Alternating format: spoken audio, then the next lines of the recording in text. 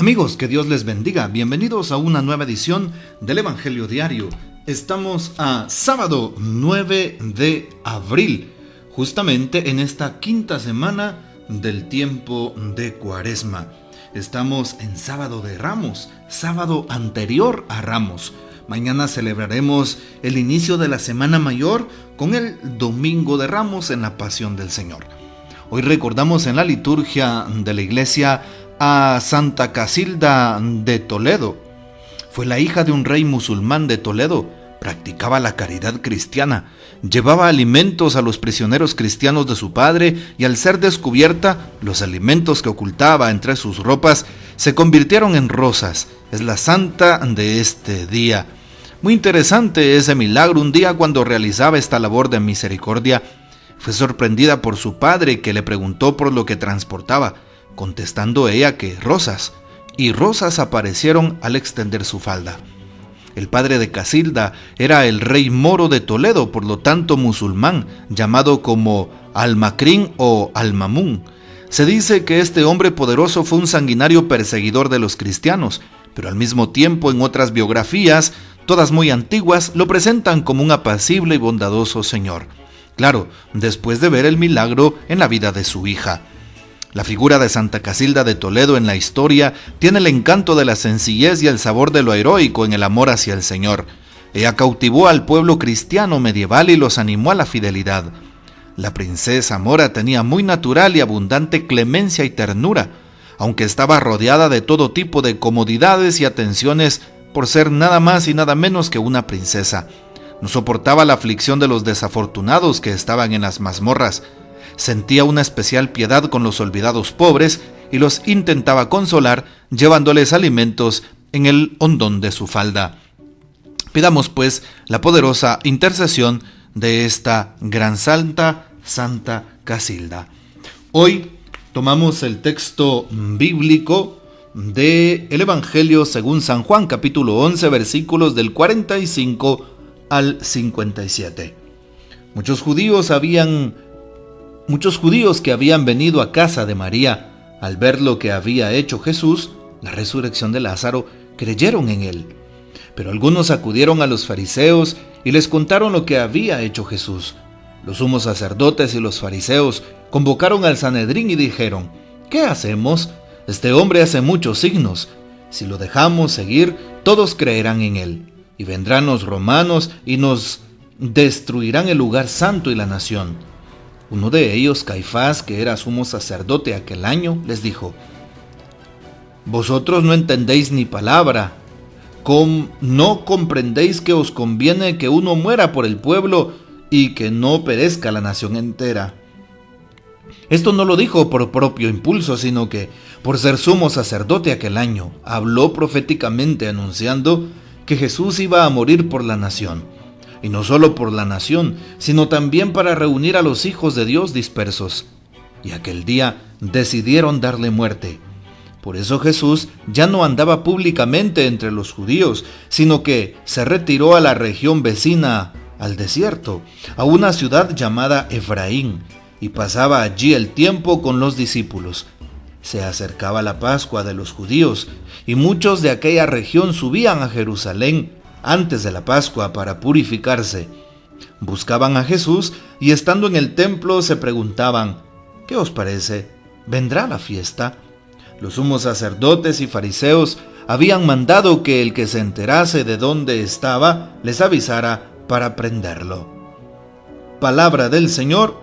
Gloria a ti, Señor Jesús. ¿Qué podemos afirmar del texto de hoy? Importante saber que Jesús está consciente de lo que puede acontecer. Nos damos cuenta que los judíos van a platicar con los fariseos, sobre todo aquellas personas que son afines al grupo de los fariseos. Van a comentarle a ellos, a los sumos sacerdotes, lo que está pasando, lo que Jesús está haciendo. Y se reúnen como Sanedrín.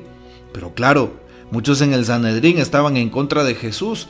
Y una minoría pues sabía que Jesús era inocente, que Jesús era el Hijo de Dios, como Nicodemo, José de Arimatea, entre otros que pertenecían al Sanedrín y que eran afines a nuestro Señor.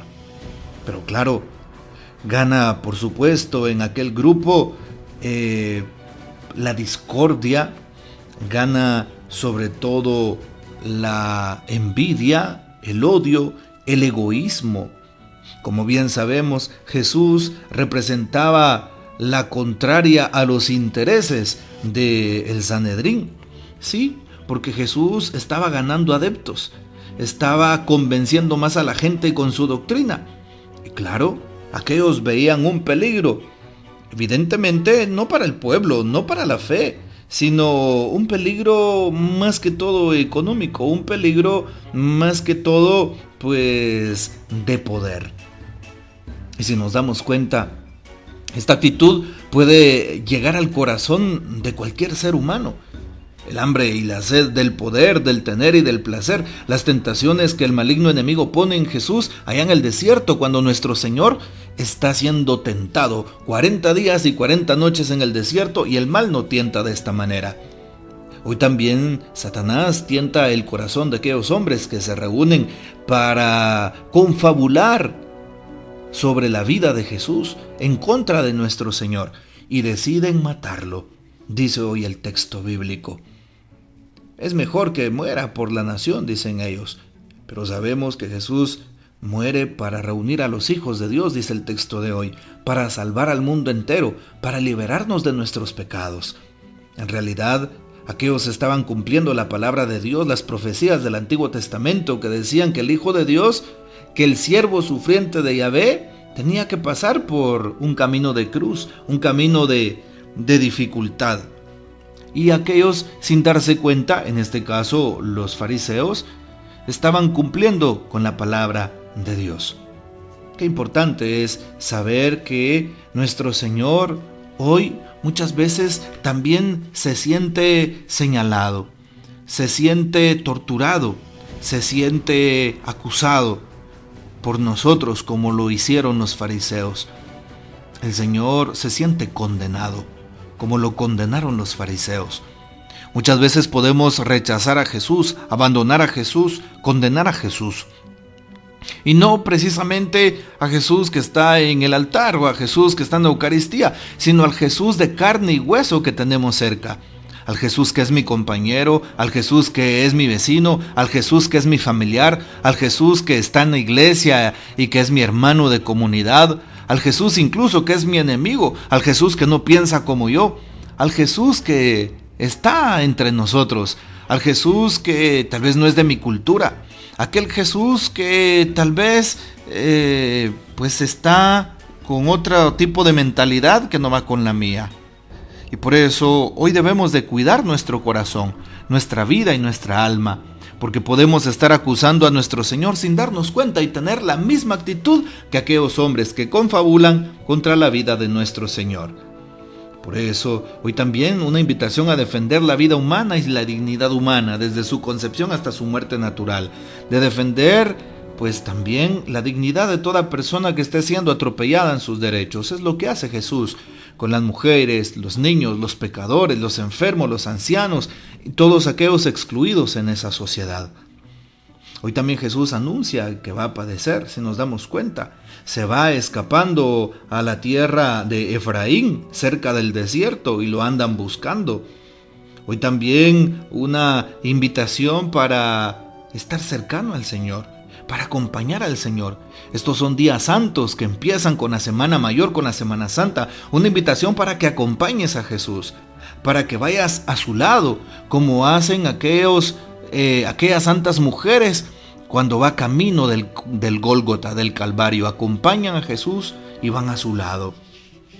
Hoy el Papa Francisco también nos invita y nos dice: Jesús se dirige a los jefes de los sacerdotes y a los ancianos del pueblo, a los que tenían la autoridad. Pensemos en esa palabra de Caifás: es más ventajoso para nosotros que muera un hombre por el pueblo y que no se estropee la nación entera. Estas personas habían llegado a este estado de prepotencia, incluso de tiranía hacia el pueblo, instrumentalizando la ley, pero era una ley sin memoria. habían olvidado el primer mandamiento que Dios dio a nuestro padre Abraham: camina en mi presencia y sé irreprensible. Bueno, pues que ojalá también estas palabras que nos da el Papa Francisco nos ayuden a meditar y siempre a poner por encima de todo a Dios nuestro Señor, por encima de nuestros intereses, por encima de nuestro trabajo, por encima incluso de nuestra familia, por encima de todo aquello que muchas veces nos gusta hacer. Que el Señor tenga el primer lugar en nuestras vidas. No olvides el día de mañana participar en la Santa Eucaristía de Ramos y de esa manera empezar con buen pie la Semana Santa. Que el Señor nos bendiga, que María Santísima nos guarde y que gocemos de la fiel custodia de San José. Y la bendición de Dios Todopoderoso, Padre, Hijo y Espíritu Santo, descienda sobre ustedes y permanezca para siempre. Amén. Que Dios les bendiga.